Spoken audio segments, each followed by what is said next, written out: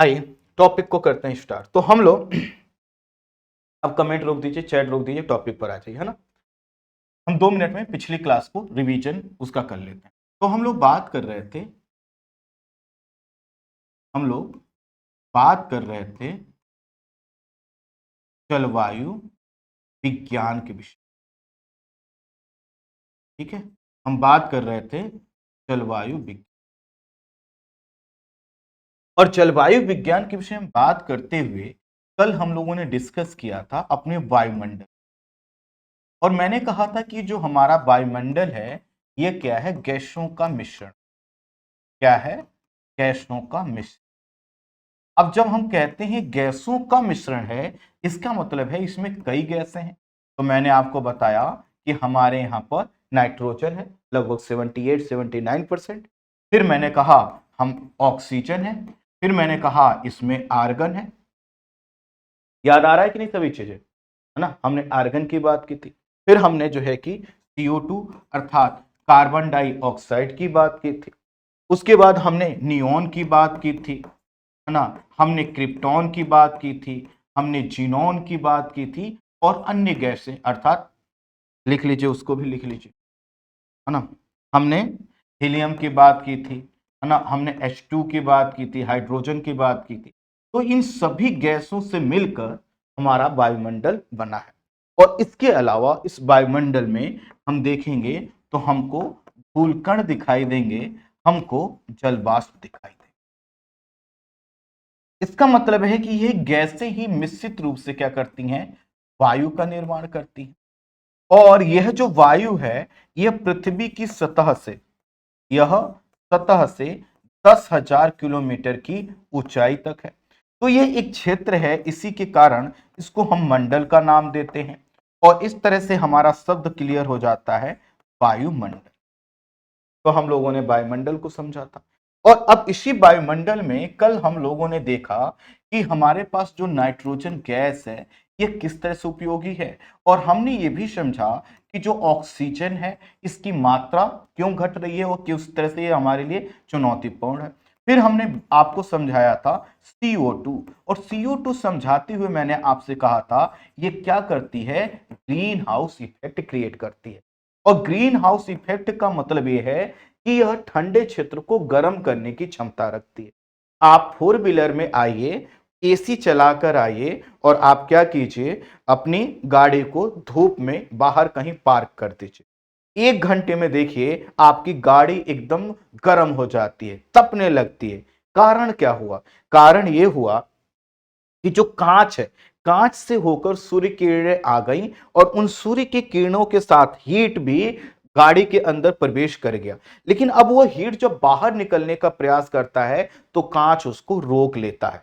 और कांच जब उसको रोक रहा है तो हीट अंदर की ओर बढ़ती चली जाएगी, और गाड़ी में क्या होगा, गर्मी बढ़ जाएगी। जब आप गाड़ी में बैठने जाएंगे तो आपको लगेगा बाप रे भट्ठी में आ गए।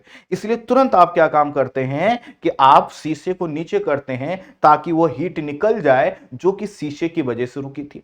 अब यही चीज मैंने कहा कि आप साइबेरिया वाले क्षेत्र में, आप यूरोप के क्षेत्रों में आप देख लीजिए तो वहां पर पता चलेगा ठंडे क्षेत्र हैं। अब ठंडे क्षेत्रों में हमें अगर कृषि कार्य करना है तो उस और कुछ ऐसे कृषि उत्पादों को उगाना है जिसके लिए टेम्परेचर ज्यादा चाहिए, तो हम इसी तरह से प्लास्टिक के या कांच के घर बना देते हैं और उसमें हम कृषि कार्य करते हैं। जो कृषि कार्य करते हैं वह जो कि पेड़ पौधे होते हैं, और पेड़ पौधे किस तरह से वहां पर उग पाए, क्योंकि हमने एक आवरण बनाया, और वह आवरण कांच का या प्लास्टिक का क्या करता है, सूर्य की किरणों को अंदर तक आने देता है लेकिन बाहर नहीं जाने देता, जिसकी वजह से उसके अंदर हीट उत्पन्न होती है और इससे ग्रीनरी बढ़ती है। तो हमने कहा था यही है ग्रीन हाउस इफेक्ट। और फिर मैंने रोमन के राजा का आपको खीरे की कहानी सुनाया था। यहां तक हमारी बात कल कंप्लीट हुई थी। अब हम इसी से आगे बढ़ेंगे। Clear, clear. तो हम लोगों ने कहा था कि कल हम लोगों ने ग्रीन हाउस इफेक्ट समझा था कार्बन डाइऑक्साइड के संदर्भ में। अब हमारी जो जर्नी है वहीं से हम आगे बढ़ेंगे। कार्बन डाइऑक्साइड के बाद हमारे वायुमंडल का एक महत्वपूर्ण जो है कि घटक है वह है जलवाष्प। वह क्या है, जलवाष्प। क्या हमारे वायुमंडल में जल वाष्प है? तो आप कहेंगे कि सर कैसी प्रश्न पूछते हैं, बिल्कुल जल वाष्प है ना। आखिर हमें ये जो उमस महसूस होती है, ये क्या जल वाष्प ही तो है। ये जो बादल बनते हैं, ये जल के ही तो रूप हैं। हम कह रहे हैं कि अब हमारे यहाँ पर मॉनसून आएगा, तो जब मॉनसून आएगा, है ना, जब मॉनसून आएगा तो उससे क्या होगी, वर्षा होगी। तो वर्षा होगी तो क्या होगा, जल का ही तो रूप है। तो जल वाष्प का मतलब क्या है कि वायुमंडल में जल का उपलब्ध होना, जल का विभिन्न रूपों में, विभिन्न रूपों में उपलब्ध हो, जल का विभिन्न रूपों में उपलब्ध होना, यही क्या है, जल वाष्प। अब विभिन्न रूप कौन से होंगे, विभिन्न रूप क्या होगा, यह जो है कि भाप के रूप में हो सकता है, अर्थात वाष्प के रूप में हो सकता है, यह गैस के फॉर्म में हो सकता है, यह जल की बूंद के रूप में हो सकता है, जल की बूंद के रूप में हो सकता है, यह बादल के रूप में हो सकता है, ये जिस रूप में होगा जल है। अब कैसे पहुंचा होगा, तो वायुमंडल में जो जल वाष्प है, यह पहुंचा होगा बाष्पीकरण की क्रिया से। इससे बाष्पीकरण की क्रिया से। अब जब क्या है, कहीं पर जल है तो वहां पर टेम्परेचर जब बढ़ेगा तो बाष्पीकरण होगा, जल का क्या होगा, बाष्पीकरण होगा, और ये वाष्प के रूप में ऊपर जाएगा। तो जब तक ये गर्म रहेगा तब तक वाष्प के रूप में, गैस के रूप में रहेगा। ठंडा होगा तो जल की बूंदों के रूप में रहेगा, और अगर ज्यादा ठंडा हो गया तो ये क्या हो जाएगा, बर्फ के रूप में कन्वर्ट हो जाएगा। अर्थात जल किस रूप में रहेगा, यह इस पर डिपेंड करता है कि आखिर टेम्परेचर उसको कैसा मिल रहा है। टेम्परेचर कम मिलेगा तो वह जल के रूप में, बर्फ के रूप में रहेगा, और अगर टेम्परेचर क्या होगा, अधिक मिलेगा तो वाष्प के रूप में और गैस के रूप में कन्वर्ट हो जाएगा। ठीक है, क्लियर। अब देखिए ये जो जल वाष्प है, अगर हम देखें तो क्या सभी स्थानों की वायु में सभी स्थानों की वायु में क्या जल वाष्प बराबर होगा? क्या आंसर होगा, यस और नो? क्या जल वाष्प बराबर होगा? तो आप कहेंगे नहीं सर, ऐसा नहीं होता। जैसे आज ही के दिन हम देख लें, जो भी डेट है, शायद 1 जून है, तो अगर हम देख लें तो केरला का जो वायुमंडल होगा उसमें जल वाष्प अलग होगा, राजस्थान का जो वायुमंडल है इसमें जल वाष्प की मात्रा अलग होगी, लद्दाख का जो क्षेत्र है इसमें जल वाष्प की मात्रा अलग होगी, और अगर हम असम वाला क्षेत्र देख लें तो यहां पर जल वाष्प की मात्रा अलग अलग होगी। अर्थात जो जो भी वायु है उसमें जल वाष्प की मात्रा क्या होती है, अलग अलग होती है। तो जल वाष्प की मात्रा क्या हो गई, इसकी जो मात्रा है वह अलग अलग, अलग अलग। अब अलग अलग है तो इसका मतलब है कि कितना पाया जाएगा। तो जो जलवाष्प है वह हमारे वायुमंडल में, जलवाष्प हमारे वायुमंडल में 0 से लेकर 4% के बीच में पाया जाता है। अर्थात कहीं पर ऐसी कंडीशन हो सकती है कि जलवाष्प बिल्कुल न के बराबर हो, और कहीं हो सकता है कि वहां पर जो वायु है उसमें 4% का योगदान यह जलवाष्प दे रहा हो। अब प्रश्न आएगा कि कहां पर, तो देखिए यह 0% वाली जो कंडीशन है यह कहां पर होगी, ध्रुवीय क्षेत्रों में।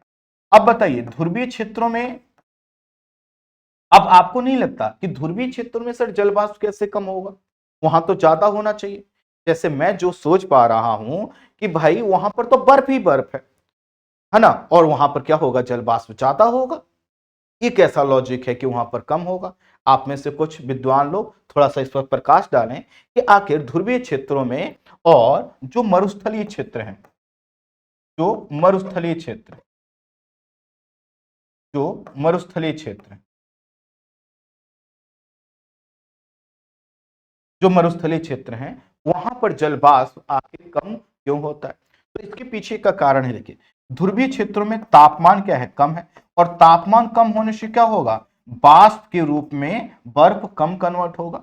मरुस्थलीय क्षेत्र में क्या है कि भाई यहां पर टेम्परेचर हो सकता है ज्यादा हो, लेकिन यहां पर क्या है, जल ही नहीं है, और जब जल नहीं है तो उसका बाष्पीकरण कैसे होगा, फिर उसका एक सेकेंड इसको सही करने दीजिए।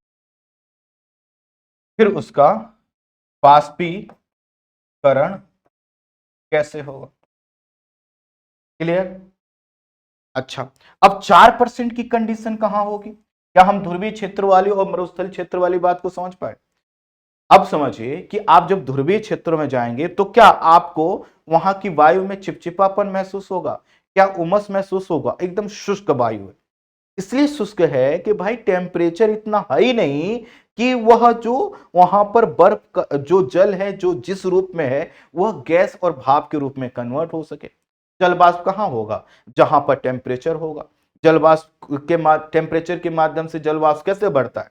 तो आप जब कुकिंग करते हैं तो आप देखिएगा कि कुकिंग करते समय जो भाप उड़ता है वो क्या है? जल वाष्प है।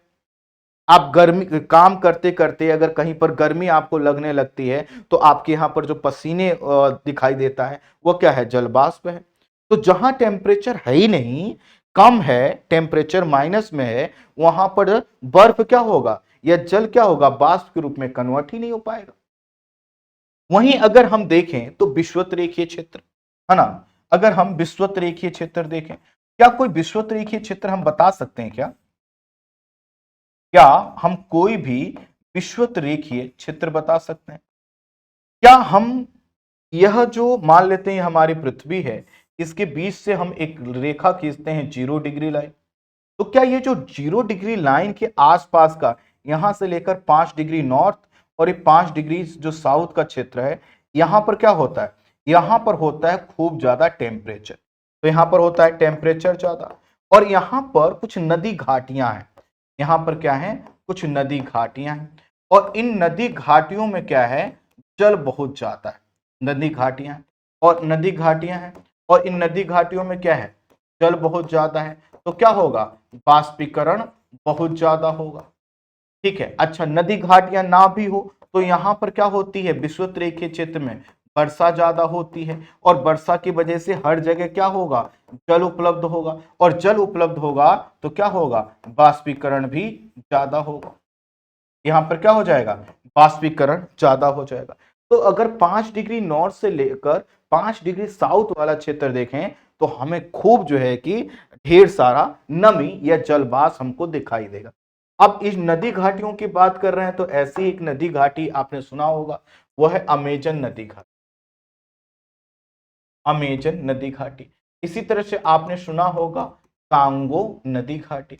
अब ये जो नदी घाटी वाले क्षेत्र हैं, यहां पर आप जाएंगे तो आपको जलवाष्प बहुत ज्यादा दिखाई देगा।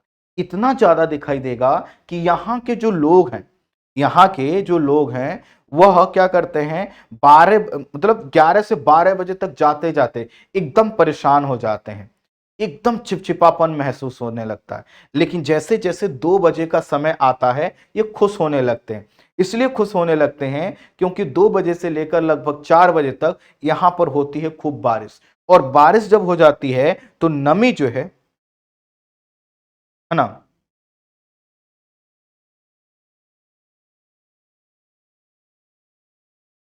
ठीक है, जब बारिश होने लगती है तो बारिश होने के बाद मौसम क्या हो जाता है? सुहावना हो जाता है। तो अगर आपसे कोई पूछे कि आखिर जो जलवाष्प है यह हमारे वायुमंडल में कितना परसेंट है, तो आप कहेंगे डिपेंड करेगा ये लोकेशन के बेसिस पर कि कौन से हम स्थान की बात कर रहे हैं। अगर हम बात अपने देश के विषय में करें तो मान लो हम राजस्थान की बात करें तो मरुस्थलीय क्षेत्र है, जल स्रोत की कमी है, जल की कमी है, टेम्परेचर भले ही ज्यादा है लेकिन यहां पर जल ही नहीं है तो बाष्पीकरण कहां से होगा, और इस वजह से नमी कम हो जाएगी। केरला की बात करें, टेम्परेचर ज्यादा है, सागरीय प्रभाव है, और इसके वजह से टेम्परेचर ज्यादा और सागरीय प्रभाव अर्थात सागर से क्या होगा? बाष्पीकरण होगा, ढेर सारा वहां पर हमें जल वाष्प देखने को मिलेगा। ठीक इसी तरह से असम की बात करें तो ब्रह्मपुत्रा नदी घाटी का क्षेत्र है, बंगाल की खाड़ी भी पास में ही है, सुंदरबन डेल्टा पास में ही है, यहां पर जल उपलब्ध है। तो यहां पर जब टेम्परेचर बढ़ेगा तो बाष्पीकरण ज्यादा होगा, बाष्पीकरण जहां पर ज्यादा होगा वहां पर जलवाष्प क्या होगा? अधिक होगा। लद्दाख में बर्फ तो है लेकिन टेम्परेचर ज्यादा नहीं है, इसके वजह से अन्य क्षेत्रों की तुलना में वहां की वायु में क्या होगा? शुष्कता होगी और जलवाष्प की मात्रा कम होगी। यहां तक बात क्लियर? एक बार सब लोग बता दें, यहां तक बात क्लियर एकदम हो जानी चाहिए। ठीक है, चलिए आगे बढ़ते हैं। नोट कर लीजिए, नहीं नोट करिए तो जल्दी जल्दी नोट कर लीजिए, नोट कर लीजिए,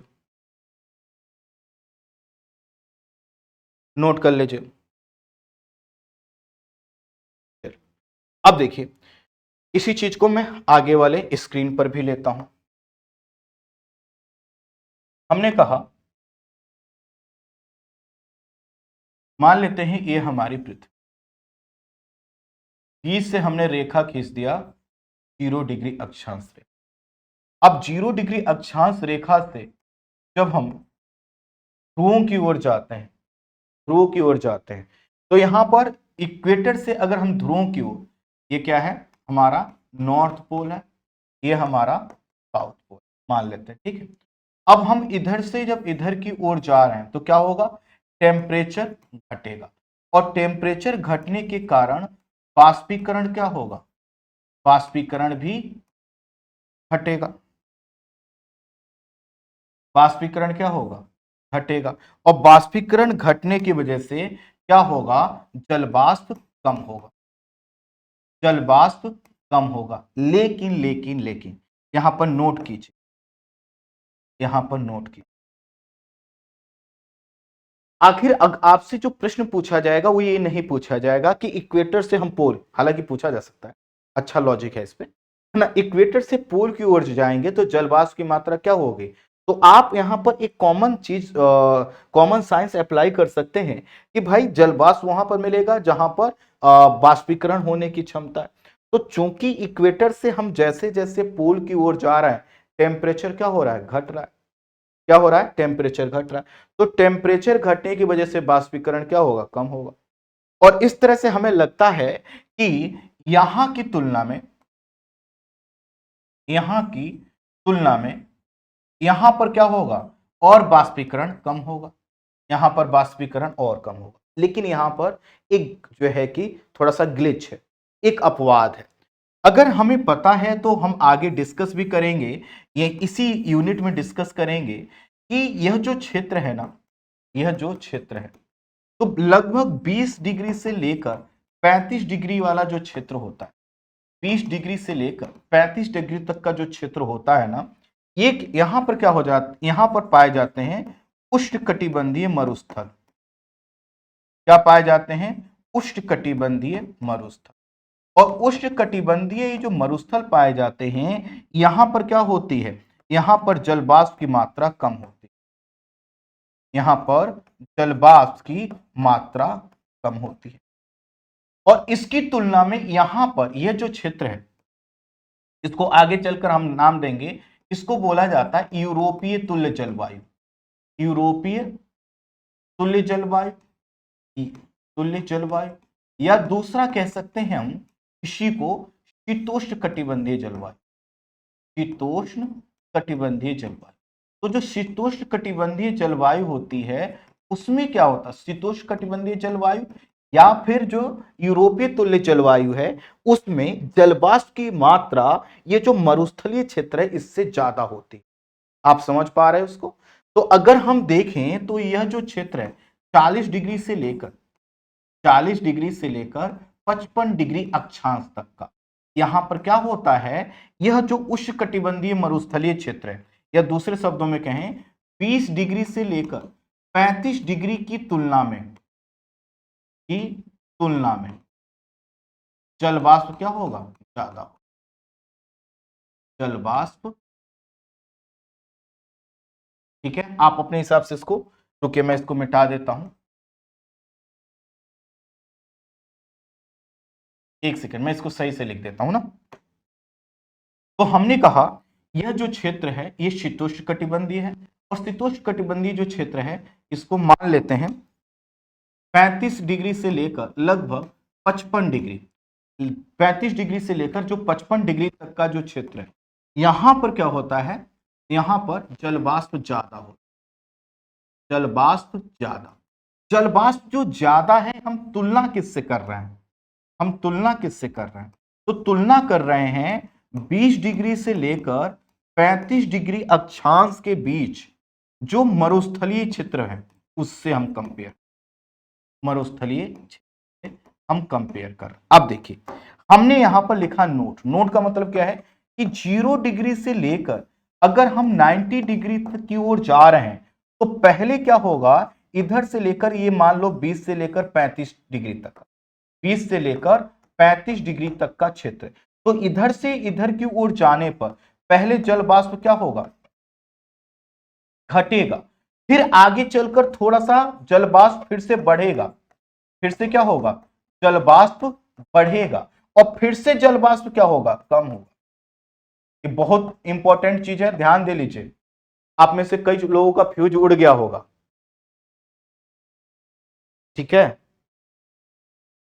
आप में से कई लोगों का फ्यूज उड़ा होगा। अब देखिए क्या हुआ, हमने ये कहा कि 0 डिग्री से लेकर यहां तक, 0 डिग्री से लेकर अगर हम 20 डिग्री तक देखें तो जलवाष्प हमें खूब दिखाई देगा, जलवाष्प खूब दिखाई, है ना, ठीक है। और 0 डिग्री से 20 डिग्री की ओर जाने पर, 0 डिग्री से हम 20 डिग्री तक जब जाएंगे तो थोड़ा बहुत जलवाष्प घटेगा, लेकिन 20 से लेकर 35 डिग्री के बीच जलवाष्प क्या हो जाएगा, बहुत कम, जलवाष्प क्या हो जाएगा, बहुत कम हो जाएगा।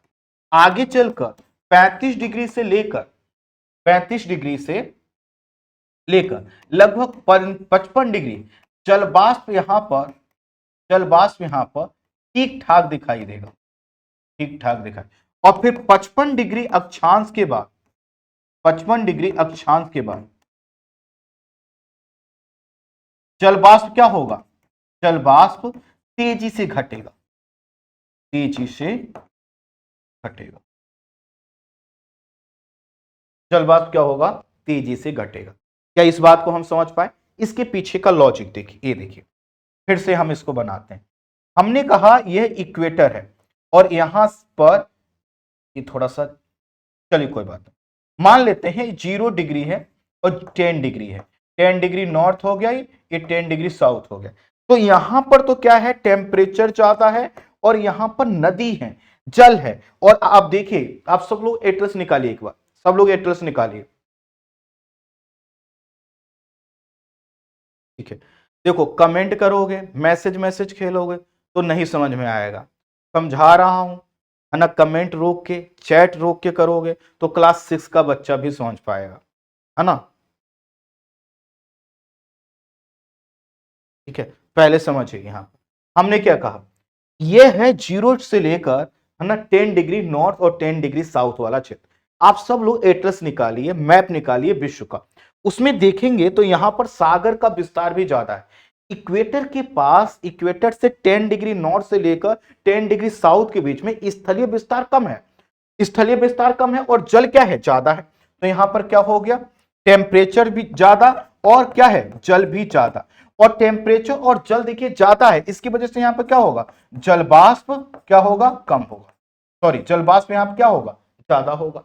टेम्परेचर ज्यादा है और टेम्परेचर ज्यादा है, उसको बाष्पीकरण करने के लिए जल भी उपलब्ध है। आप लोग मैप उठाकर देखिए तो यहां पर क्या होगा, खूब ढेर सारा जल वाष्प। अब जब इससे आगे की ओर जाएंगे, 0 डिग्री से 20 डिग्री की ओर जाएंगे तो टेम्परेचर क्या है, हटेगा, क्या होगा, हटेगा। लेकिन फिर भी 0 डिग्री से लेकर 20 तक डिग्री तक देखें तो जलवाष्प आपको अधिक दिखाई देगा।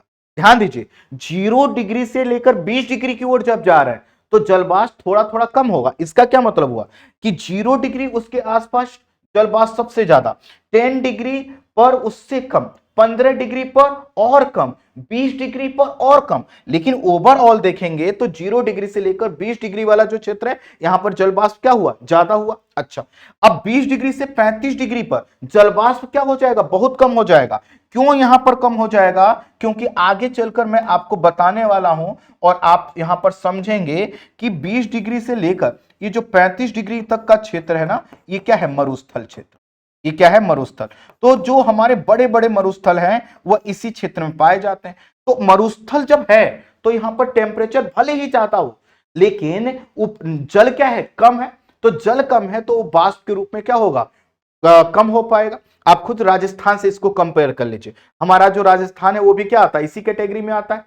राजस्थान का मरुस्थल, थार का मरुस्थल, गल्फ क्षेत्र का मरुस्थल, सहारा का मरुस्थल, आप देखेंगे तो कैलिफोर्निया यूएसए का मरुस्थल, सब इसी कैटेगरी में आते हैं। तो जो मरुस्थलीय क्षेत्र है वहां पर टेम्परेचर भले ही कितना भी ज्यादा हो जाए, लेकिन जल ही नहीं है तो बाष्पीकरण क्या होगा, कम होगा। तो जल वाष्प क्या हो गया, बहुत कम हो गया।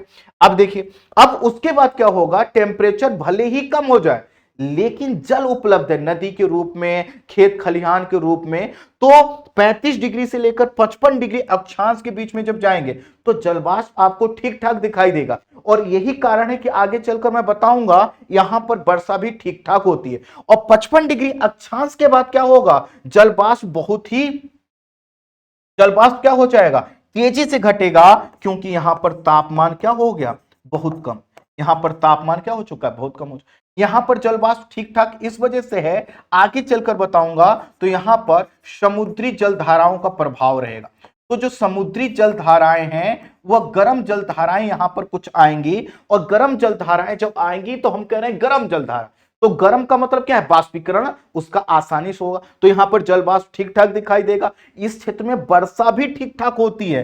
अब बताओ, जहां पर वर्षा ठीक ठाक होगी वहां पर खेत में, पौधों में हर जगह पानी की उपलब्धता होगी, और पानी की उपलब्धता होगी तो जल वाष्प ठीक ठाक। यहां पर जल वाष्प कम क्यों, क्योंकि ये मरुस्थल वाला क्षेत्र, ये क्या है, मरुस्थल वाला क्षेत्र। और मरुस्थल वाले क्षेत्र में टेम्परेचर ज्यादा होने के बावजूद यहां पर क्या है, जल स्रोत ही कम है। जल स्रोत जब क्या है, कम है, तो बाष्पीकरण के लिए क्या होगा, जल कम उपलब्ध होगा, इसलिए यहां पर जल वाष्प कम हो जाएगा। यही चीज देखो यहां पर हमने बताया है। हमने कहा कि देखो भाई, यह जो इक्वेटर और इसके आसपास का क्षेत्र है, यहां पर क्या है, यहां पर हाई टेम्परेचर है। और इक्वेटर के पास आप देखोगे तो सागरीय क्षेत्र है, नदी घाटियां भी हैं, अमेजन नदी घाटी है, कांगो नदी घाटी है ना, विक्टोरिया नदी का जो क्षेत्र उसमें भी कुछ हिस्सा आता है। तो जो बड़ी बड़ी नदी घाटियां हैं, सागर हैं, तो यहां पर खूब टेम्परेचर होगा और खूब क्या होगा, बाष्पीकरण होगा। यहां पर जल वाष्प क्या होगा, कम होगा। जब हम 20 से लेकर 35 डिग्री वाले क्षेत्र में आएंगे तो ये मरुस्थलीय क्षेत्र है, तो जल वाष्प यहां पर क्या हो जाएगा, यहां पर जो जल वाष्प है कम जल वाष्प हो जाएगा। यहां पर जल वाष्प क्या हो जाएगा, कम हो जाएगा। फिर उत्तर की ओर आओगे तो हमें शीतोष्ण कटिबंधीय जलवायु मिलेगी। शीतोष्ण कटिबंधीय जलवायु को आगे हम और डिस्कस करेंगे, लेकिन अभी ये समझ लीजिए यहां पर वर्षा ठीक ठाक होती है। जहां पर वर्षा ठीक ठाक होगी वहां पर नदी में भी जल होगा, खेत खलिहान में भी जल होगा, वनस्पतियों में भी, झीलों में भी जल होगा। तो जल होगा तो थोड़ा भी टेम्परेचर बढ़ेगा तो क्या होगा, बाष्पीकरण होगा। यहां पर आओगे आप ध्रुवीय क्षेत्रों की ओर तो जलवाष्प बहुत कम मिलेगा। कारण क्या है, यहां पर पहुंचकर टेम्परेचर बहुत कम हो जाता है, तो उससे बाष्पीकरण ही नहीं होगा।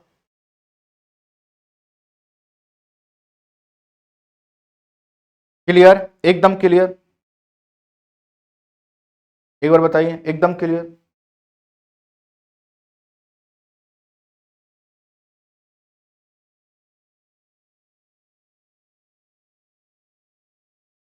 एकदम क्लियर। मैं बार बार कह रहा हूं, देखो क्लास में आप आकर और आप सोचते हो कि आप लोग चैट करोगे, आपस में बात करोगे, और फिर ये चाहोगे कि हम बार बार बताएं भी, तो नहीं है, ये पॉसिबल नहीं है। हम यहां पर रिजल्ट देने वालों से प्यार करते हैं। हमारा जो भी आपसे लगाव है वो इसलिए है कि आप रिजल्ट दोगे। जब हमें लग जाएगा कि आप सिर्फ बातचीत करते हो, आप बहानेबाजी बनाते हो, आप समझने का प्रयास नहीं कर रहे हो, तो फिर दिक्कत हो जाएगी। एकदम क्लियर। बफरिंग नहीं हो रही है, हमारे साइड से बफरिंग नहीं हो रही है, एक बार चेक कीजिए।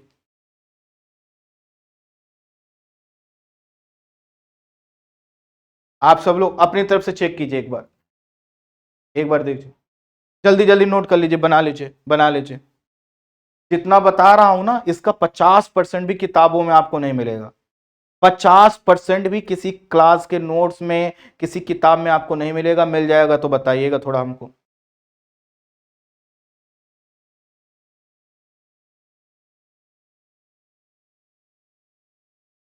नोट कीजिए, जल्दी जल्दी नोट कीजिए, प्लीज जल्दी जल्दी नोट कीजिए, जल्दी जल्दी नोट कीजिए।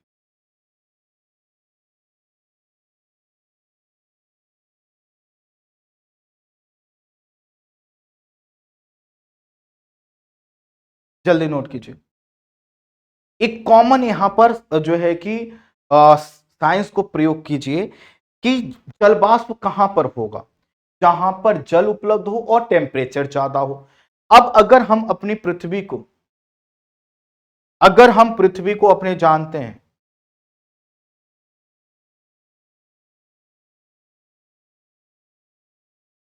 अगर हम पृथ्वी को जानते हैं तो हमें पता होना चाहिए कि कहां पर क्या टेम्परेचर है और कहां पर जो है कि कितना जल उपलब्ध है। क्लियर? यहां तक बात क्लियर? यहां तक बात क्लियर? आनंद कहां है?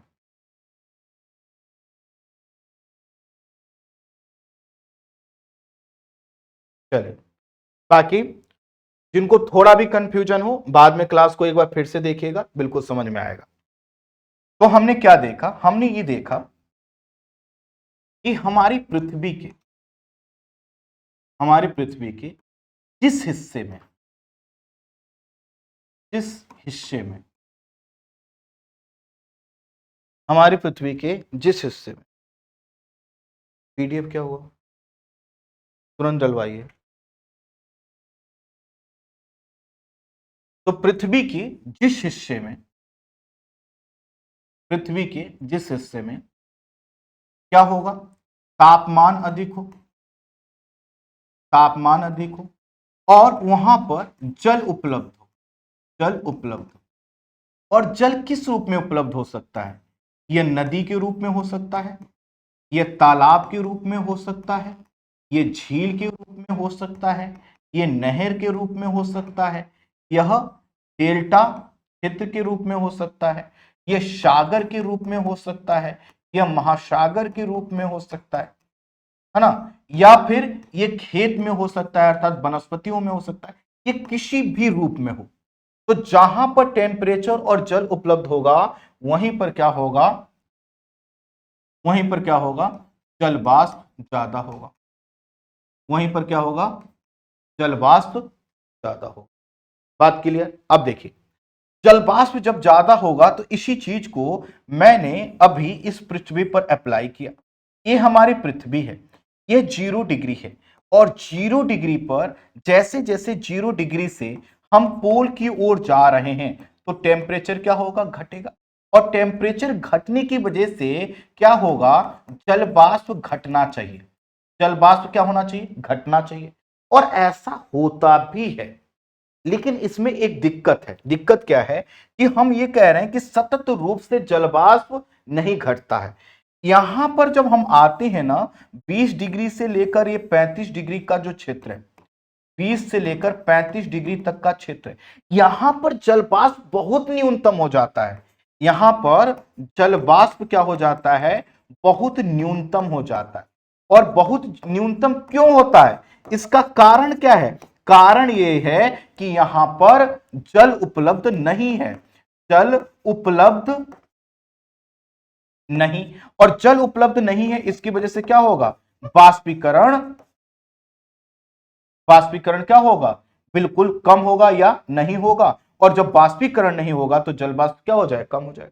फिर इसके बाद जब हम आते हैं तो हमें एक क्षेत्र मिलता है, और यह जो क्षेत्र है इसके आगे का, एक सेकेंड,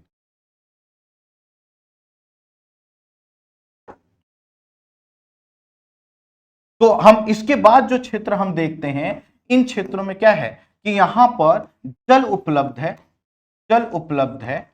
और जल उपलब्ध होने के साथ साथ यहां पर है ना, तापमान भी, टेम्परेचर भी ठीक ठाक होता है। क्या होता है? टेम्परेचर भी ठीक ठाक होता है। इसके वजह से यहां पर क्या होगा? ठीक ठाक वाष्पीकरण हो जाएगा। एक बात बताइए, क्या ठंडी वाले जो क्षेत्र हैं जिनको हम यूरोपीय क्षेत्र कहते हैं, क्या ये लोग भी कपड़े सुखाते होंगे? क्या इनके कपड़े सूखते होंगे? सूखते होंगे, तो बिल्कुल ठीक कह रहे हैं, हाँ सूखते होंगे।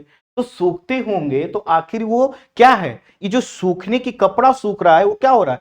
जल वाष्प के रूप में वायुमंडल में ही तो जा रहा है। तो जब कपड़ा सूख रहा है तो जो जल स्रोत होंगे क्या वो नहीं सूखेंगे? क्या वहां से वाष्पीकरण नहीं होगा? तो बिल्कुल होगा। और जब वाष्पीकरण वहां पर होगा तो जल वाष्प क्या होगा? वहां पर जल वाष्प ठीक ठाक मिल जाएगा। फिर आ जाएंगे हम पोलर क्षेत्र पे, तो यहां पर तो टेम्परेचर क्या हो गया, एकदम कम हो गया। और टेम्परेचर जब एकदम कम हो गया तो बाष्पीकरण क्या होगा, नहीं होगा। और बाष्पीकरण नहीं होगा तो जल वाष्प एकदम घट गया। फिर से हमने वही चीज बता दिया। क्लियर यहां तक?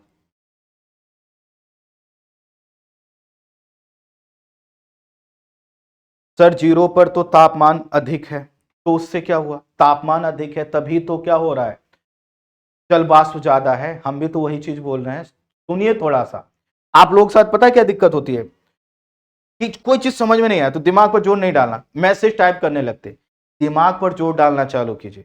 हम भी वही कह रहे हैं। यहां हमने क्या लिखा है कि भाई एक बात बताइए, कॉमन सा लॉजिक सुनिए। देखिए अभी गर्मी का समय है, और गर्मी के समय आप कपड़े धुलते हो, तो कपड़े जो आप धुलते हैं उसको सूखने में कितना समय लगता है, उसको सूखने में कितना समय लगता है, कुछ मिनट का। और ये सूख कर कहां चला गया, नमी कहां चली गई, ये चली गई वायुमंडल में जल वाष्प के रूप में। तो जिस तरह से आपके कपड़े से पानी निकल रहा है, ठीक इसी तरह से हर जगह से क्या होगा, जहां पर गर्मी होगी वहां पर अगर जल उपलब्ध है तो तुरंत जल क्या हो जाएगा, बाष्पीकृत हो जाएगा। तो हम भी यही लॉजिक बता रहे हैं कि इक्वेटर के आसपास वाले जो क्षेत्र हैं वहां पर क्या है, दोनों चीजें हैं। एक तो गर्मी भी ज्यादा है और वहां पर क्या है, जल भी उपलब्ध है। इसी की वजह से वहां पर जल वाष्प क्या हो जाएगा, ज्यादा हो जाएगा। कहीं अगर किसी स्थान पर, अगर मान लो किसी स्थान पर गर्मी ज्यादा हो लेकिन यहां पर जल ना हो, तो बाष्पीकरण किस चीज का होगा, बाष्पीकरण किसी चीज का नहीं होगा। और जब बाष्पीकरण नहीं होगा, जल वहां पर नहीं होगा, तो बाष्पीकरण नहीं होगा। और जब बाष्पीकरण नहीं होगा तो वहां पर क्या होगा, जल वाष्प कम हो जाएगा। तो जल वाष्प क्या हो जाएगा, मरुस्थलीय क्षेत्रों में क्यों घट जाता है, इसके पीछे का कारण ये है। एकदम क्लियर? ठीक। भैया बारिश बाद में होगी, है ना, जल वाष्प का मतलब बारिश नहीं होता, आगे आएंगे, धैर्य रखिए, धैर्य रखिए, धैर्य रखिए। क्लियर? ठीक। चले, समझ पाए। अब यहां से आगे बढ़े। अब देखो, अब समझ में आया कि क्यों कोई क्लाइमेटोलॉजी क्यों डरा देती है, क्योंकि क्लाइमेटोलॉजी समझने के लिए दिमाग के दरवाजे खोलने होते हैं, है ना, खुद को धक्का मारना होता है, अरे ये क्या हुआ, ये क्या हुआ, ये क्या हुआ। चले आइए, तो हमने क्या देखा, हमने ये देखा कि हम जब इक्वेटर अर्थात 0 डिग्री अक्षांश पर हैं, 0 डिग्री अक्षांश पर, तो जल वाष्प क्या है, सर्वाधिक। जल वाष्प क्या है, सर्वाधिक। अगर हम 50 डिग्री अक्षांश पर आ जाएं, अगर हम 50 डिग्री अक्षांश पर आ जाएं, तो जल वाष्प क्या होगा, जल वाष्प क्या होना चाहिए, कम होना चाहिए। इक्वेटर की तुलना में क्या होना चाहिए, कम होना चाहिए। ठीक है, तो 50 डिग्री अक्षांश पर जल वाष्प 0.9%। यहां पर सर्वाधिक का मतलब क्या है, 2 से लेकर 4%। यहां पर होता है 2 से लेकर 4%। 50 डिग्री अक्षांश पर जल वाष्प क्या हो गया, 0.9।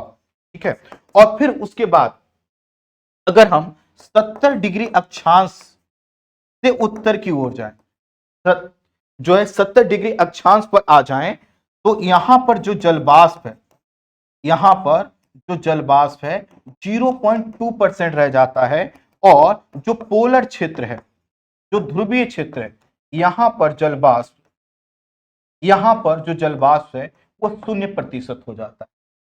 वहां पर क्या हो जाता है, 0%। तो हमने क्या देखा कि हमने ये देखा कि भाई हमारे वायुमंडल में, हमारे वायुमंडल में जो जल वाष्प है, जो जल वाष्प है वह क्या होगा, अलग अलग स्थान पर, अलग अलग स्थान पर क्या होगा, भिन्न भिन्न पाए जाए, भिन्न भिन्न पाए जाए। यही बात हमने देखा। और इसके पीछे का लॉजिक क्या है कि टेम्परेचर और जल की क्या होनी चाहिए, उपलब्धता होनी चाहिए। जहां पर टेम्परेचर और जल उपलब्ध होगा वहां पर जल वाष्प क्या होगा, ज्यादा होगा। अब एक चीज और समझिए, हम यहां पर बार बार जो बात कर रहे हैं जल वाष्प की, वो वायुमंडल। देखिए जैसे मान लेते हैं ये हमारी पृथ्वी है, तो इसको घेरे हुए ये वायुमंडल है, ठीक है, ये क्या है, हमारा वायुमंडल है। तो जो वायुमंडल है उसमें हम जल वाष्प को देख रहे हैं, हम जमीन के जल को नहीं देख रहे हैं, ध्यान दीजिएगा। हम जल में कितना, किसी पृथ्वी पर कितना जल है हम उसको नहीं देख रहे हैं, हम वायुमंडल में देख रहे हैं। तो मान लो यह इक्वेटर के आसपास का वायुमंडल है, तो यहां पर क्या दिखाई देगा, जल वाष्प ज्यादा। यहां पर आओगे जो मरुस्थलीय क्षेत्र है, तो मरुस्थलीय क्षेत्र के जो वायुमंडल में देखोगे तो यहां पर जल वाष्प क्या दिखाई देगा, बहुत कम। यहां पर आओगे तो फिर क्या है, ठंड ज्यादा होने की वजह से यहां पर जल वाष्प क्या होगा, कम दिखाई देगा।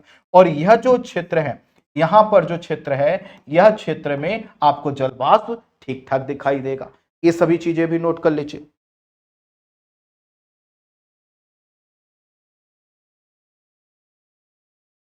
अच्छा हाँ, ये 50 डिग्री अक्षांश है, मैं 50 डिग्री बोल रहा था, ये 5 डिग्री के 50 डिग्री अक्षांश है।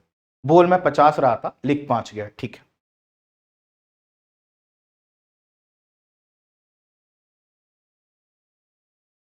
दोनों गोलार्धों में होता है, दोनों गोलार्ध में होता है।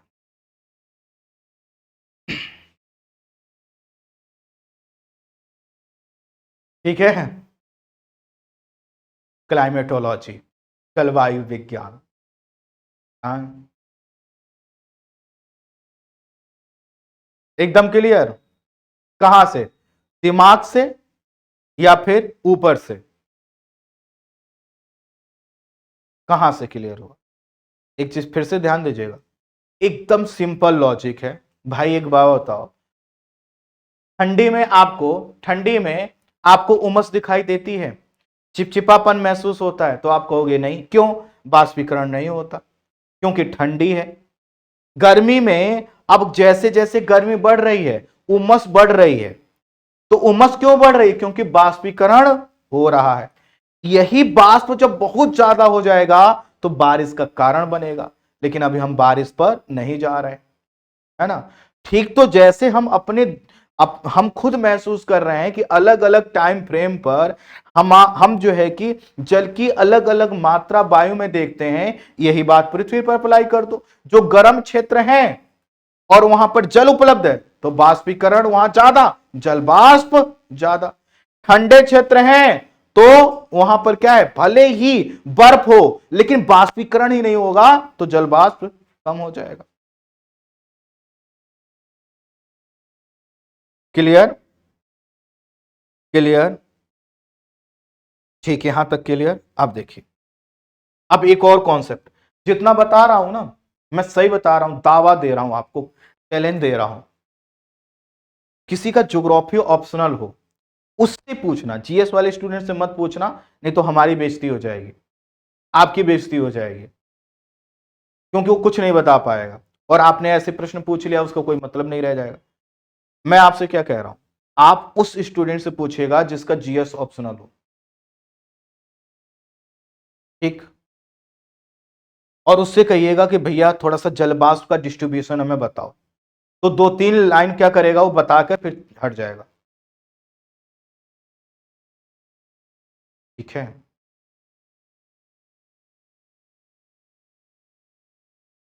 क्लियर, चले आगे बढ़ते हैं। अब देखिए,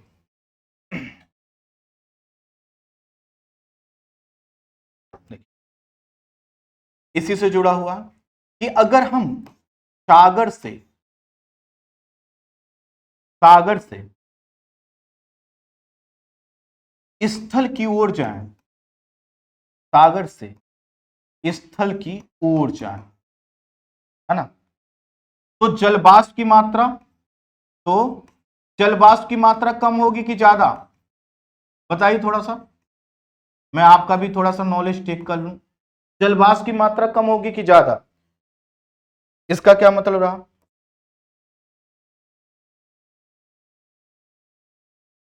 मान लेते हैं यह जो है कि एक महाद्वीप है, और यहां पर यह सागर है, यह महाद्वीप है, ये सागर है, ठीक है। अब बताइए, महाद्वीप है और ये सागर है, अब हम ये कह रहे हैं कि हम इधर से, सागर से हम इधर की ओर जा रहे हैं, इधर की ओर जा रहे हैं, तो जल वाष्प की मात्रा कम होगी कि ज्यादा? कम होगी कि ज्यादा? तो जल वाष्प की मात्रा क्या होगी? कम होगी। अब जिनका अभी तक कम नहीं हुआ ना, वो क्या करें? पानी पी लें, है ना, पानी पी लें और थोड़ा सा धूप में टहलें, अपने आप क्लियर हो जाएगा जब खुद पसीना निकलेगा। कारण क्या है? लॉजिक क्या है? अरे भाई, इधर से जब इधर की ओर जाओगे तो जैसे जैसे स्थल की ओर जाओगे तो बाष्पीकरण के लिए जल की मात्रा क्या हो जाएगी? कम होती जाएगी। तो बाष्पीकरण के लिए क्या होगा? जल की मात्रा कम होती जाएगी। जल की जो मात्रा है यह क्या होती जाएगी? कम होती जाएगी। और जल की मात्रा जब कम होती जाएगी तो आखिर जल वाष्प कहां से आएगा? क्लियर? एकदम क्लियर? ठीक, अगली चीज। ठीक, अब देखिए, अब इसी में एक शब्द आता है, वह होता है महाद्वीपीयता। महाद्वीपीयता। तो महाद्वीपीयता का प्रभाव बढ़ने पर, महाद्वीपीयता का प्रभाव, महाद्वीपीयता का प्रभाव मतलब है स्थल का प्रभाव बढ़ने पर, स्थल का प्रभाव बढ़ने, प्रभाव बढ़ना। तो महाद्वीपीयता का बढ़ने का मतलब है स्थल का प्रभाव बढ़ना। तो अगर कोई आपसे पूछे कि भाई अगर महाद्वीपीयता बढ़ेगी तो जलवाष्प क्या होगा, तो आप कहिएगा कि भैया आसान भाषा में पूछो। आप यही तो कहना चाहते हो कि हम जैसे जैसे स्थल की ओर जाएं, अंदर की ओर, अर्थात ये महाद्वीप यहां नहीं, मान लो खूब बड़ा यहां तक है, तो अगर हम यहां पर आए तो जलवाष्प कितना होगा? तो कहेगा हाँ भैया यही। तो महाद्वीप क्या होता है? स्थलीय भाग। तो स्थल का जो भाग है जैसे जैसे बढ़ेगा, तो जैसे जैसे स्थल का प्रभाव बढ़ेगा, स्थल की ओर हम अंदर की ओर जा रहे हैं, तो फिर से आपका क्या होगा? जलवाष्प कम होगा। जलवाष्प की मात्रा क्या होगी? कम होगी। और जलवाष्प की मात्रा कम होने का कारण क्या है? क्या कारण है? कारण है जल की उपलब्धता का कम होना। जैसे मान लो यहां पर मुंबई है, मान लेते हैं यहां पर है मुंबई, तो यहां पर क्या होगा? यहां पर जलवाष्प की मात्रा ज्यादा होगी। और यह मान लो यहां पर है दिल्ली, यहां पर क्या है? दिल्ली, तो यहां पर क्या होगा? जलवाष्प कम होगा।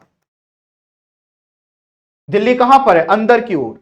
और अगर आप सेंट्रल एशिया में चले जाओ, मान लो हम एशिया को ले लें, और आप और अंदर स्थल की ओर चले जाओ, सागर से दूर चले जाओ, तो जलवाष्प यहां पर क्या हो जाएगा? यहां पर जलवाष्प एकदम, जलवाष्प की मात्रा पहले हम लोगों को लिखती है, एकदम कम हो जाएगी। बात क्लियर? बात क्लियर? अब देखिए, इसी चीज को अफ्रीका कॉन्टिनेंट पर अप्लाई कीजिए। मैं अफ्रीका को यहां बना लेता हूं, अफ्रीका को मैं यहां बना लेता हूं। ये देखिए, मान लेते हैं ये मेरा अफ्रीका, आपको जैसा आपको अच्छा बनाना है आप अच्छा सा बना लीजिए। ये मेरा वाला है, ठीक है? ठीक, अब देखिए, तो हमें पता है कि ये है हमारा सहारा मरुस्थल वाला क्षेत्र, है मरुस्थल वाला क्षेत्र। तो इसका मतलब देखो, यहां पर आखिर मरुस्थल कैसे बनता है? दरअसल क्या होता है, हम जितने भी ये जो क्षेत्र देख रहे हैं, यहां पर तो खूब बारिश होती है, ठीक ठाक बारिश होती है, लेकिन जैसे जैसे अब हमने अफ्रीका इतना छोटा बना दिया है, तो अफ्रीका इतना छोटा नहीं है। तो जैसे जैसे हवाएं क्या होंगी, इधर की ओर आती हैं, वह क्या होती जाएंगे? शुष्क होती जाएंगी। जैसे हमारे यहां पर जो मॉनसून है, हमारे यहां पर, हमारे यहां का भी एग्जांपल इस पर अप्लाई कर, ये हमारे देश का दक्षिणी भाग, तो यहां पर जो वर्षा क्या होती है, पश्चिमी घाट का ये पश्चिमी वाला भाग, यहां पर खूब वर्षा, यहां पर खूब वर्षा क्यों होती है? क्योंकि यहां की वायु में नमी ज्यादा है। और नमी ज्यादा क्यों है? सागरीय प्रभाव है, सागर के करीब में है, टेम्परेचर भी ज्यादा, सागर भी ज्यादा, तो बाष्पीकरण ज्यादा, नमी ज्यादा, जलवाष्प ज्यादा। और यहां की ओर जब आप आते हो तो क्या हो गया? सागर से दूर स्थलीय प्रभाव बढ़ गया और जल की मात्रा क्या हो जाएगी? कम। तो भले ही गर्मी पड़े, लेकिन जल ही नहीं तो बाष्पीकरण किसका होगा? तो यहां पर क्या होगा? जलवाष्प का। एकदम क्लियर? चार्जर दीजिए भाई।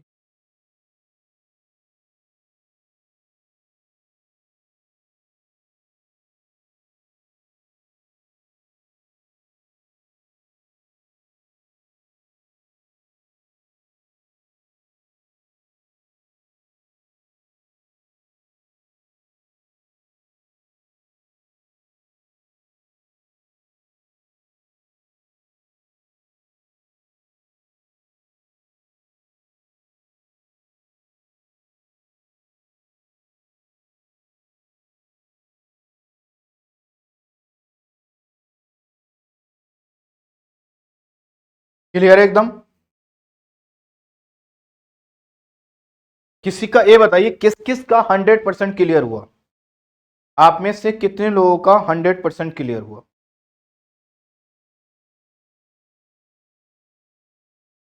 आप में से 100% क्लियर?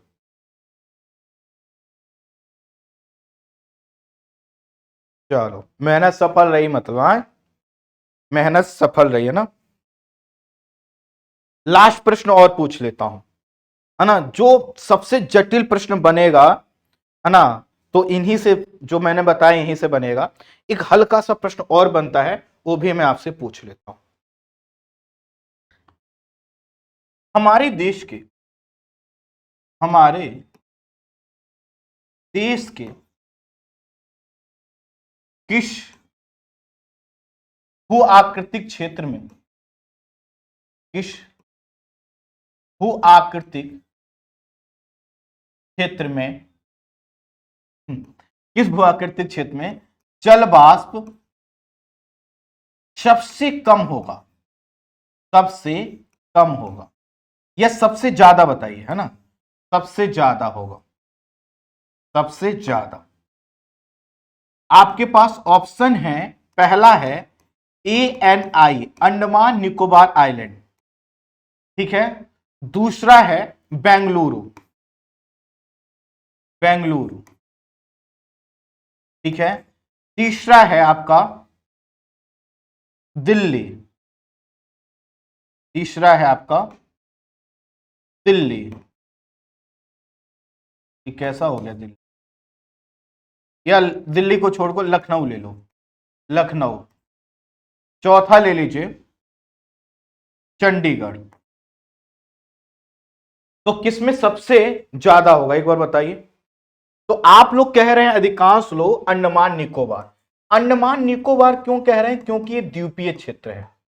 तो सही बात है, द्वीपीय क्षेत्र में क्या होगा, अगर यहां पर तापमान अधिक है और जल है, तो स्वाभाविक है क्या होगा, जल वाष्प ज्यादा। द्वीपीय क्षेत्र के बाद जो दूसरे नंबर पर जल वाष्प मिलता है वह है तटीय क्षेत्र। हमारे देश के जो भी तटीय क्षेत्र हैं, चाहे पूर्वी कोस्ट, पूर्वी तटीय क्षेत्र हो या पश्चिमी तटीय क्षेत्र, वहां पर जल वाष्प। उसके बाद जो तीसरे स्तर पर आता है वह है हमारा मैदानी क्षेत्र, जो हमारा उत्तर भारत का मैदानी क्षेत्र, वहां पर जल वाष्प। और चौथे नंबर पर आता है हमारा हिमालय क्षेत्र, हिमालय पर्वत का, हिमालय पर्वत के ऊंचे स्थान, ऊंचे स्थान। तो हम ये कह सकते हैं क्या, कि जो द्वीपीय क्षेत्र है वहां पर जलवाष्प सबसे ज्यादा, तटीय क्षेत्र में उससे कम, मैदानी क्षेत्र में उससे कम, और पर्वतीय और पठारी क्षेत्र जो होंगे, जो कि समुद्र से दूर होंगे, वहां पर जलवाष्प क्या होगा, सबसे कम। तो इधर से हम इधर की ओर अगर जा रहे हैं तो क्या लिख देंगे, जलवाष्प, ऐसे लिख देकर ऐसे निशान बना दीजिए, जलवाष्प क्या हो रहा है, कम हो रहा है। मनोहर जी कह रहे हैं हल्का प्रश्न है। हाँ मनोहर जी, 1 घंटे से हमारा दिमाग खराब किए पड़े हैं आप लोग, हल्का प्रश्न है। आए, हल्का प्रश्न है भैया। ये जो हमने बताया, ये ही चीज तो यहां पर भी बता रहे थे, तब काहे नहीं कह दिए हल्का? तभी कह दिए होते हल्का, तो ये विनोद, हम जो है कि अभी कहीं पहुंच गए होते ना। हाँ विनोद, देख रहे हो, है ना, पहले समझ लेते हैं, 10 तरह के प्रश्न पूछ पूछ के 1 घंटे बाद कहते हैं हल्का प्रश्न। हाँ,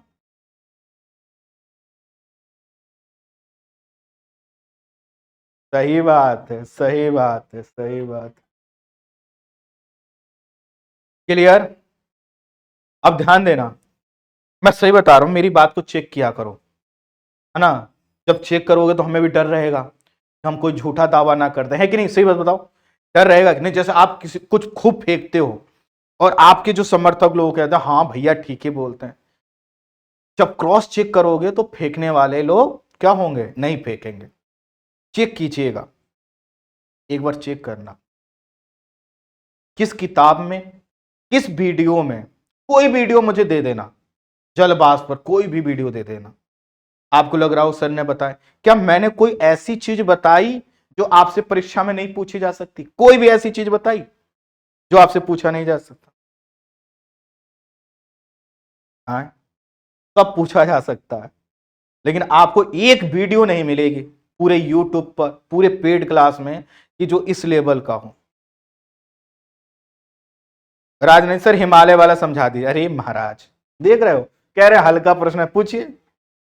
एक बात बताओ, आप हिमालय जाओ, आज ही हम आपको हिमालय छोड़ा है, लद्दाख में छोड़ा है, तो एक बात बताओ, अगर नहाओगे धोओगे, कपड़े धुलकर आपने डाले, या फिर कहीं आपने कृषि कार्य किया वहां पर पानी, या फिर आप कहीं पर गए आपने पोछा ओछा लगाया वहां पर, क्या पानी तेजी से सूख जाएगा? तो नहीं सूखेगा। पर्वतीय जितने भी क्षेत्र हैं, हिमालय वाला जो क्षेत्र है अधिक ऊंचाई पर है, और अधिक ऊंचाई पर टेम्परेचर कम होता है, टेम्परेचर कम तो वाष्पीकरण ऑलरेडी कम हो जाएगा।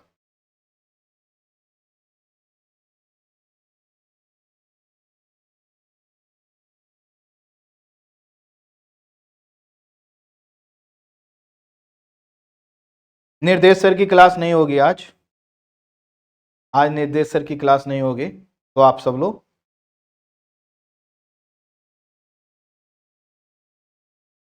चले, यहां तक बात क्लियर। चलो अब आ जाते हैं हम अपने वायुमंडल के दूसरे महत्वपूर्ण घटक, और वो है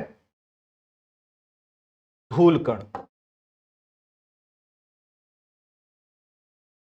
धूल कण,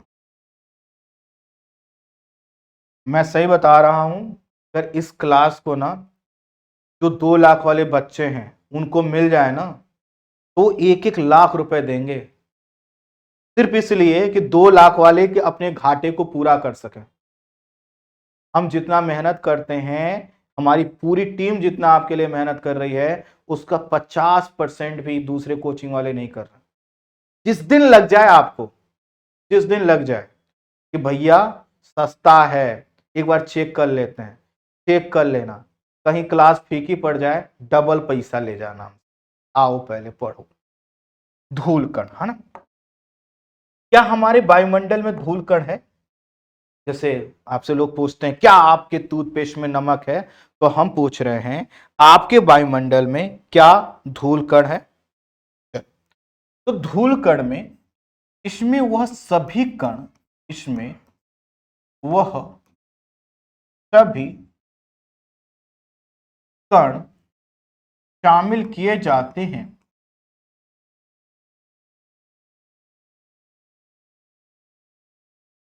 शामिल किए जाते हैं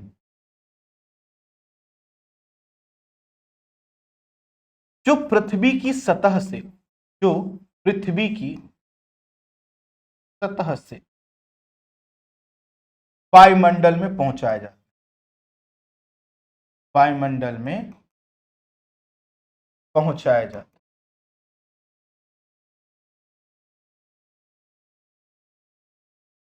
ठीक। अच्छा एक बात बताइए, जैसे आप लोग कहीं बाहर से आते हैं तो आप मुंह धुलते हैं, मुंह धुलते हैं, तो क्या उसमें डस्ट पार्टिकल आपको मिलता है?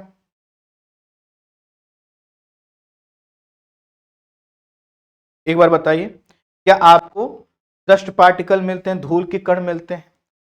कई बार आपने देखा होगा, आप धूल से चलकर आओ, पसीना पसीना हो जाए, और पसीने का एक बूंद है ना, जब आपके ओठों तक जाता है ना, तो क्या आपको वो नमकीन टाइप का लगता है क्या? लगता है। कि कहां से आया? क्या यह जो हवा में धूल कण है, क्या ये वायुमंडल का पार्ट नहीं है? क्या क्या ये वायु में नहीं है? तो आप कहेंगे बिल्कुल है। तो इस धूल कण में, है ना, मिट्टी के कण, मिट्टी के कण, चट्टान के कण, चट्टान के कण, धूल के कण, राख के कण, ठीक है, राख के कण, नमक के कण, नमक के नमक के कण, है ना, ज्वालामुखी से निकले पदार्थ, ज्वालामुखी से निकले पदार्थ, ठीक है, ज्वालामुखी से निकले पदार्थ, कोई राख, है ना, या पराग जो होता नहीं, पौधों के जो छोटे छोटे टुकड़े होते हैं, इस सब इसमें शामिल किए जाते हैं, आदि इसमें शामिल,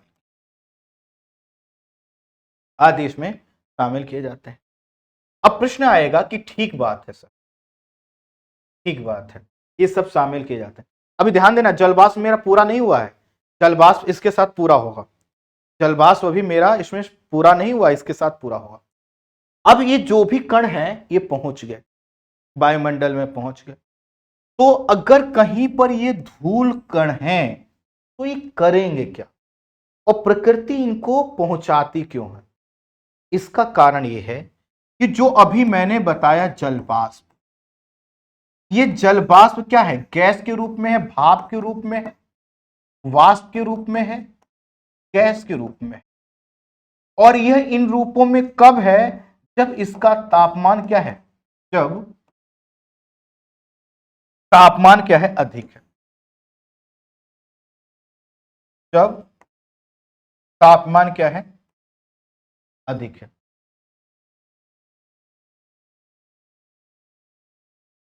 ठीक है, अब जब तापमान क्या है, अधिक है, लेकिन जब वो तापमान क्या होगा, तापमान जब कम होगा तब क्या होगा, तापमान जब कम होगा तो यह अपने पुराने रूप में आएंगे, जो वाष्प है वह अपने पुराने रूप में आएगा, गैस अपने पुराने रूप, और पुराना रूप क्या है, जल है। तो जो जल की बूंद बनेगी, जल की जो बूंद बनती है, उस बूंद के केंद्र में, बूंद के केंद्र में क्या होगा, यही धूल कण होंगे।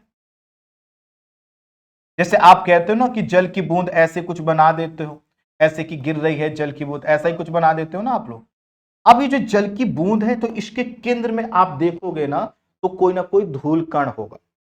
इसीलिए आगे चलकर जो हम वर्षा पढ़ेंगे, वर्षा की घटना पढ़ेंगे, तो हम कहेंगे कि वर्षा के लिए क्या है, जलवाष्प का होना जरूरी है। लेकिन जलवाष्प के साथ साथ यह जो धूलकण है, इनका होना भी जरूरी है, क्योंकि यह धूलकण क्या करते हैं, ये आर्द्रता ग्राही क्या होते हैं, आर्द्रता ग्राही कण होते हैं। अर्थात इन्हीं के चारों ओर क्या होता है, इन्हीं के चारों ओर जल की बूंदें, आर्द्रता अर्थात नमी क्या करता है, एक कण का, एक बूंद का रूप लेता है। जैसे आप सब लोगों ने गुलाब जामुन बनाया होगा, नहीं बनाया होगा तो बनाकर देखिएगा। तो जब आप गुलाब जामुन बनाते हैं तो उसमें बीच में आप क्या कर देते हैं, इलायची दाना डाल देते हैं, या कोई मीठा वाला मिठाई का टुकड़ा डाल देते हैं, किशमिश डाल देते हैं, बादाम डाल देते हैं, कुछ भी डालते हैं ना बीच में, जिसके चारों तरफ वो गोल गोल बनता है। ठीक इसी तरह से यह जो धूल कण है, ये क्या करते हैं, आर्द्रता ग्राही कण या नाभिक के रूप में है। और नाभिक क्या होता है, मध्य वाला भाग। क्लास नहीं रुक रही है, हमारी तरफ से क्लास तो नहीं रुक रही है ना, एक बार बाकी और भाई बहन बता दें, बाकी और भाई बहन बता दें। अब देखो, यहीं से हमारा कॉन्सेप्ट जुड़ता है, यहीं से हमारा एक और कॉन्सेप्ट जुड़ता है, क्या, कि किसी स्थान पर वर्षा कितनी होगी, ये क्या होगा, इसके लिए सबसे ज्यादा चाहिए जलवाष्प, कि पहले जलवाष्प जहां ज्यादा होगा वहां वर्षा होगा, और इसी के साथ चाहिए इस जलवाष्प को आर्द्रता ग्राही, आर्द्रता ग्राही नाभिक या कण। तो जब ये दोनों चीजें जहां पर मिल जाएंगी, वहां पर क्या होगा, वर्षा अधिक, वर्षा क्या होगी, अधिक, वर्षा। अब देखिएगा, जब खूब तीव्र वर्षा होती है, जब आंधी ओधी के बाद खूब तीव्र वर्षा होती है, तो देखिएगा कि खूब बड़ी बड़ी बूंदें बनती हैं। ये बड़ी बड़ी बूंदें क्यों बनती हैं, क्योंकि इनके आर्द्रताग्राही नाभिक या कण क्या होते हैं, बड़े बड़े होते हैं। क्लियर, ठीक है। अब देखिए, इसका भी वितरण देखते हैं, धूल कण का वितरण, धूल कण का वितरण। अब धूल कण कहां ज्यादा होगा? धूल कण के लिए क्या चाहिए? शुष्क और अर्ध शुष्क क्षेत्र हो, शुष्क और अर्ध शुष्क क्षेत्र हो। क्या एक बात बताइए, वर्षा ऋतु में खूब धूल उड़ती है कि अभी धूल उड़ रही है? वर्षा ऋतु में धूल ज्यादा उड़ती है कि अभी उड़ रही है? तो आप कहेंगे कि सर अभी उड़ रही है। जब वर्षा होगी तो बैठ जाएगा। जैसे गर्मी के समय में जब खूब जो है कि गर्मी पड़ रही है, अभी का समय है, तो हमारे घर वाले क्या कहते हैं कि भैया घर के सामने पानी छिड़क दो। क्यों छिड़क दो? क्योंकि जो हवा चल रही है तो ये जो हमारे धूल कण हैं ये अलग हो चुके हैं, शुष्क क्षेत्र है, और इससे कण उड़ उड़ कर क्या हो रहे हैं, जो है कि एक स्थान से दूसरे स्थान पर जा। तो हम जब पानी छिड़क देते हैं तो क्या हो जाता है? शुष्क और अर्ध शुष्क क्षेत्र से हम उसको क्या कर देते? आर्द्रता दे देते। इसका मतलब क्या है? शुष्क और अर्ध शुष्क क्षेत्र में। अब यहां पर जो लाइन बोलने जा रहा हूं, ध्यान देना, मैं ये कहना जा रहा हूं कि जो मरुस्थलीय क्षेत्र, उष्णकटिबंधीय, उष्णकटिबंधीय मरुस्थलीय क्षेत्र में, मरुस्थलीय क्षेत्र, और कौन सा उष्णकटिबंधीय मरुस्थलीय क्षेत्र? अरे वो अभी जो बताया 20 डिग्री से लेकर 35 डिग्री तक वाला, यहां पर क्या होगा? धूल कण सर्वाधिक होगा। यहां धूल कण क्या होगा? सर्वाधिक होगा। इसका मतलब है कि जहां जल वाष्प कम था वहां पर क्या है? ज्यादा है। जहां पर जल वाष्प क्या है? कम है, वहां पर इस सबसे ज्यादा है। ठीक, अब देखिए, अब हम बनाते हैं पृथ्वी को। ये हमारे पास, तो यह 10 डिग्री नॉर्थ से लेकर 10 डिग्री साउथ वाला भाग। अब बताइए यहां पर धूलकण ज्यादा होगा कि कम? मैं आपसे जानना चाहता हूं, यहां पर धूलकण कम होगा या ज्यादा? यहां पर धूलकण कम होगा या ज्यादा? बिल्कुल, तो यहां पर धूलकण क्या होगा? कम। कारण क्या है भाई? वर्षा डेली हो रही है, खूब नमी है, एक तो सागर सागर वाला क्षेत्र, स्थलीय भाग पहले से ही कम है। जो स्थलीय भाग है वहां पर डेली वर्षा हो रही है, तो मिट्टी में क्या रहेगी? नमी, और नमी रहेगी तो धूलकण कम हो जाएंगे। अच्छा, फिर उसके बाद हम आ जाते हैं यह वाला क्षेत्र, मरुस्थल वाला क्षेत्र। तो यहां पर धूलकण क्या हो गया? यहां पर धूलकण सबसे ज्यादा हो जाएगा। फिर इसके बाद क्या होगा? धूलकण घटने लगेगा। धूलकण क्या होने लगेगा? कम होने लगेगा, कम होने लगेगा। कारण क्या है भाई? कारण यह है कि तापमान क्या हो रहा है? कम हो रहा है। तो जब तापमान कम होगा तो यह क्या करेगा? शुष्कता, तापमान यहां पर क्या हो रहा है? कम हो रहा है, और जब तापमान कम हो रहा है तो मिट्टी को उड़ा कर ले जाने वाली वायु क्या होगी? कम होगी। मिट्टी से धूल क्या होगी? कम होगी, चिपकी रहेगी। ठीक है, ठीक है। तो ध्रुवीय क्षेत्रों में आकर ये क्या हो जाएगा? बहुत ही कम हो जाएगा। तो यहां पर भी कम है, यहां पर भी कम है, और बीच वाले हिस्से में क्या है? ज्यादा आपको दिखाई दे। एकदम क्लियर? सब लोग बताइए, एकदम क्लियर?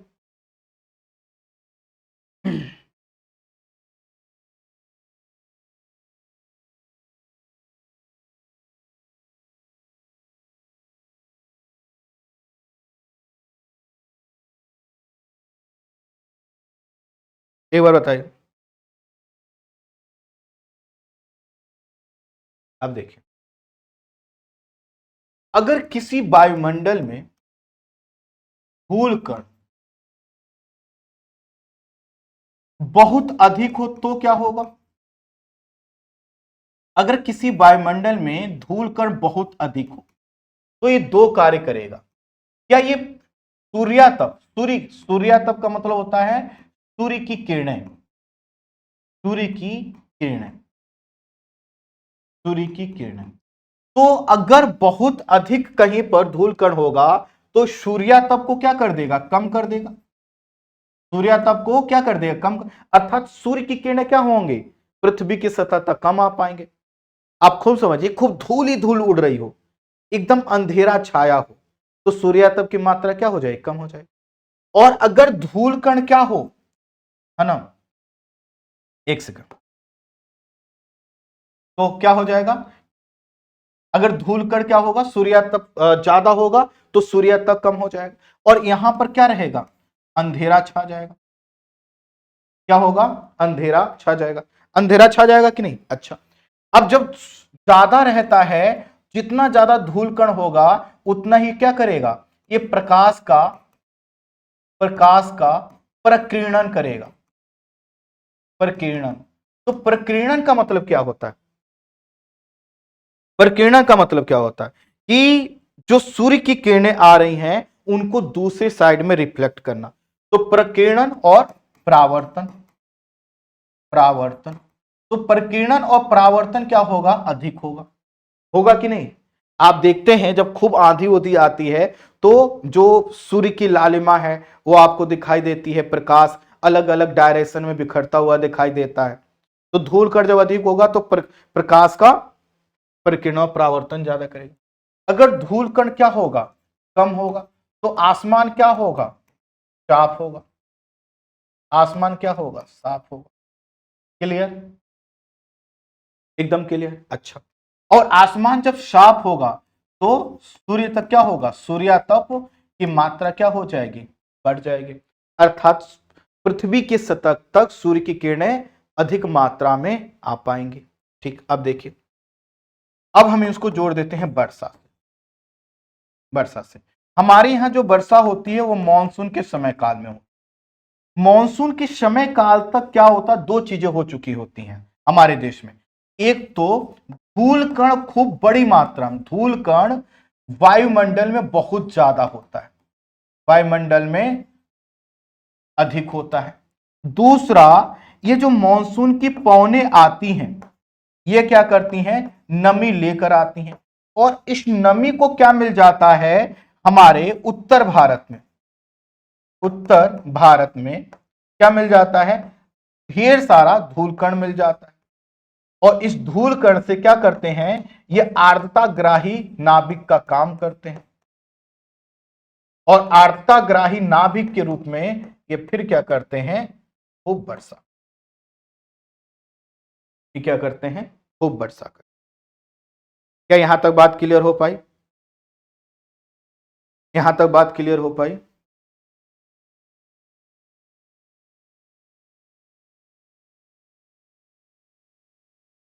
चलो बताइए।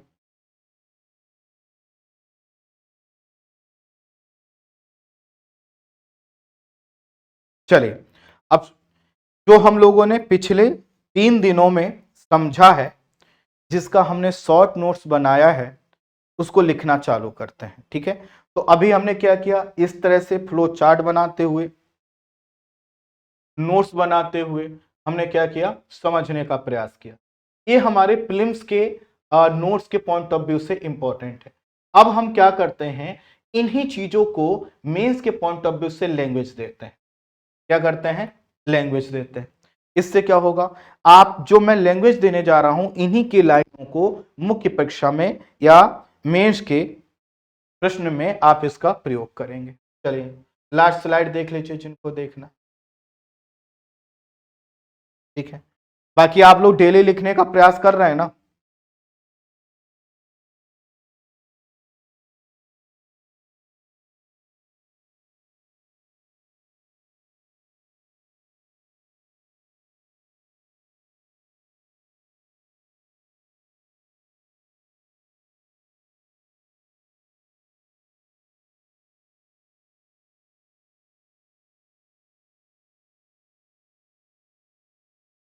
कल लिखवाए, कल, आज नहीं। आज दिमाग चकरा गया क्या,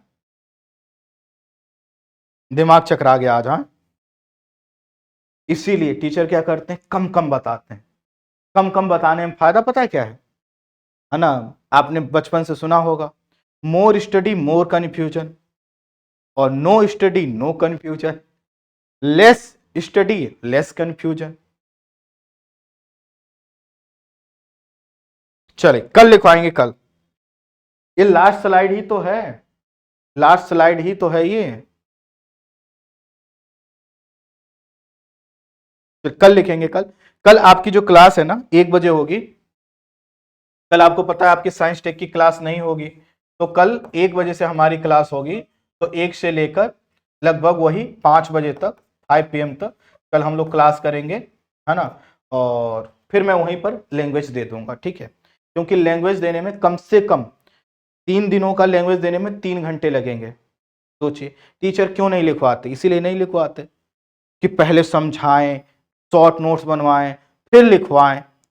तो हमारी तरह सब कोई मेहनती थोड़ी होता है, ठीक है। तो कल 1 बजे से हमारी क्लास होगी, उसको पढ़ेंगे, है ना, करेंगे। अच्छे से पढ़ते रहिए, मेहनत करते रहिए, ठीक है। Okay okay, thank you so much, thank you so much, thank you so much.